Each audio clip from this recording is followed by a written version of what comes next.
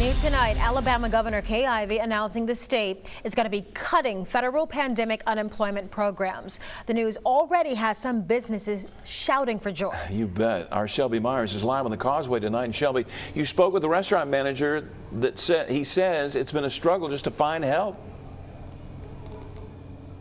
Yeah, Byron and Lenise, the manager here at Cafe Del Rio says they're only allowing 50% capacity inside, and that's not because of social distancing. Instead, he says they just don't have enough workers to serve a full restaurant. We have all these tables and chairs. That's part of our business plan. We need to fill them, and we can't.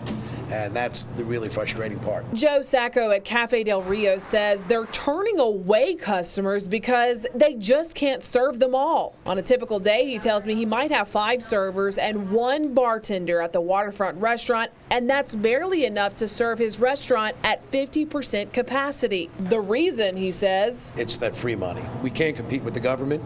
Just can't do it. You know, no matter what you make, if you have a decent job and making $800 a week, if you're getting 6 not to work at all, or if you're making 4, it's a windfall. And people are just going to ride it out. Then some people, I can't blame them, but it's really hurting a lot of businesses. But there might be a light at the end of the tunnel for businesses like Cafe Del Rio. Governor Ivey says Alabama will stop its participation in all federally funded pandemic unemployment compensation programs on June 19th. That means an end to federal pandemic unemployment compensation, pandemic unemployment assistance, pandemic emergency unemployment compensation, and mixed earner unemployment compensation. So hopefully we'll get some people who realize, it's time to go back to work, and we'd love to have them. Alabama's unemployment rate is at 3.8%, but Ivey says it's not because the jobs aren't there. She says, quote, among other factors, increased unemployment assistance, which was meant to be a short-term relief program during emergency-related shutdowns, is now contributing to a labor shortage that is compromising the continuation of our economic recovery.